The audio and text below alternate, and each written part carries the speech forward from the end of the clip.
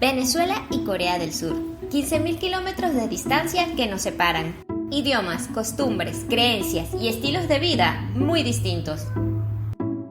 Pero a pesar de las diferencias, Venezuela no está tan lejos de Corea como parece.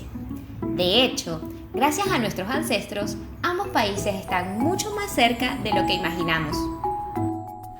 ¿Te gustaría saber cómo se estrechó esta distancia? Entonces acompáñame a descubrir Corea dentro de Venezuela.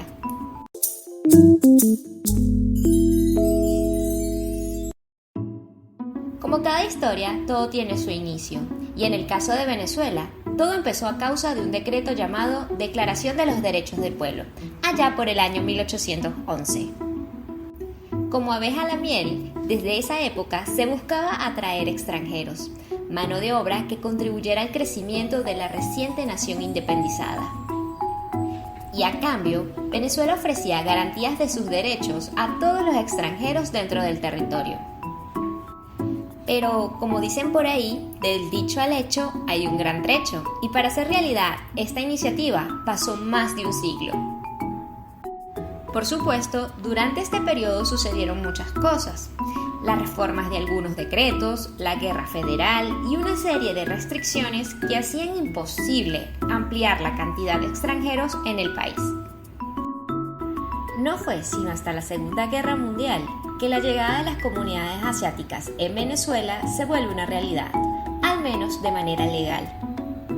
Mientras tanto, al otro lado del mundo, Corea también transitaba por muchos cambios en su estructura, tanto geográfica como política. Para finales de los 50, la inestabilidad de la economía era prácticamente insostenible.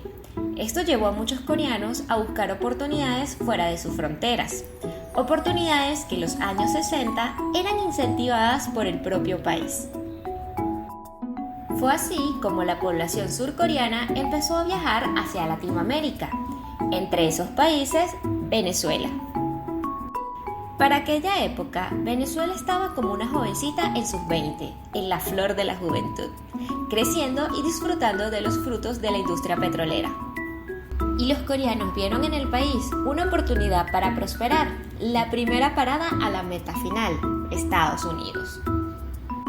En pocas palabras, Venezuela era el puente para el famoso sueño americano que todos hemos escuchado alguna vez. Es así como esa distancia entre ambos países, una vez tan lejanos y desconocidos, empieza a estrecharse.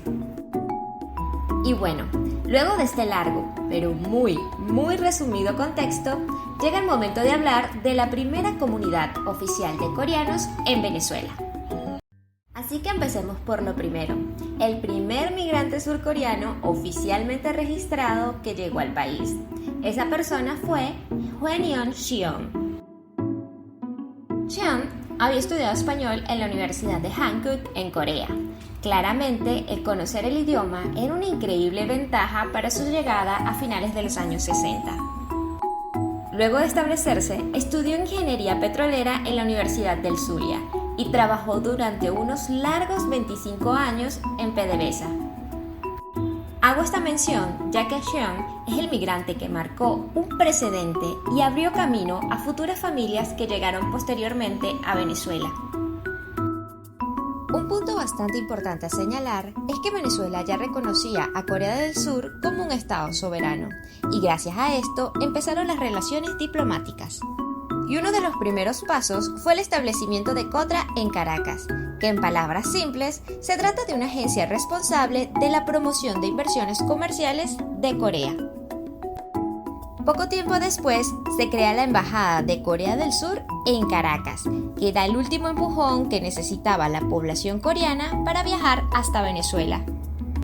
Poco a poco fueron más notorias esas pequeñas huellas surcoreanas en Venezuela y se podía evidenciar en espacios como el cementerio en Caracas, un lugar de venta de ropa y accesorios donde había un pasillo de locales solo de coreanos. Con respecto a la comida, gracias a la creación de restaurantes como Arirang en Puerto La Cruz y Ding Ding en Caracas, el venezolano ha podido disfrutar de la gastronomía coreana. Sin embargo, no todas las huellas de Corea en Venezuela han sido tan sutiles. Algunas han dejado una marca más profunda en nuestra cultura. Tal es el caso del taekwondo en el área del deporte. En los años 70, Kim Hong-ki y su familia llegaron a Puerto La Cruz, estado Anzoátegui. Allí, Kim junto a su hermano decidieron fundar la primera academia de taekwondo del país. Pero ellos no fueron los únicos, ya que en Caracas, Yaracuy, Carabobo y Lara habían otras familias coreanas impulsando este deporte. Es gracias a ellos que finalmente se funda la Federación Venezolana de Taekwondo en 1984, una federación que promueve no solo esta disciplina, sino sus principios y que aún se encuentra vigente. Otro referente muy importante en la difusión de la cultura coreana en Venezuela es David Kim. El señor Kim fundó la Academia Coreana de Venezuela en 1983. Se trata de la primera y única academia oficial que se encarga de impartir el idioma y su cultura en Venezuela. Y aunque inicialmente la institución estaba dirigida a coreanos nacidos en Venezuela, Kim vio la oportunidad de acercar Corea a los venezolanos a través del idioma. Como hemos podido apreciar, debido al contexto histórico y las decisiones de los estados en el pasado, se llegó a formar en Venezuela una pequeña comunidad surcoreana. Así que si se preguntan, ¿se puede encontrar Corea del Sur dentro de Venezuela? La respuesta es sí, solo hay que mirar más de cerca. Y aunque la comunidad es pequeña en números, los coreanos en Venezuela lograron integrarse y dejar su influencia en el país.